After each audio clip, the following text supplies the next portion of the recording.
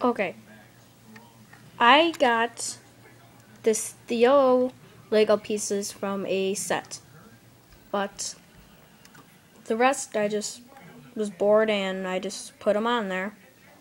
So there's the little truck. Now I had a couple more pieces that I just made out of boredom. So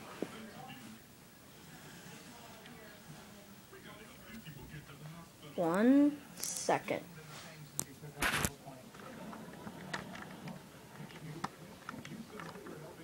Almost ready.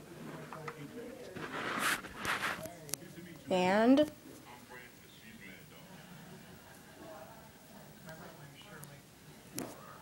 yep, it's pretty big.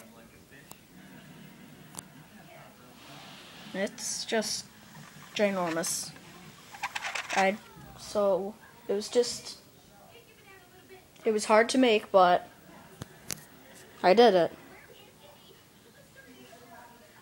So that's it.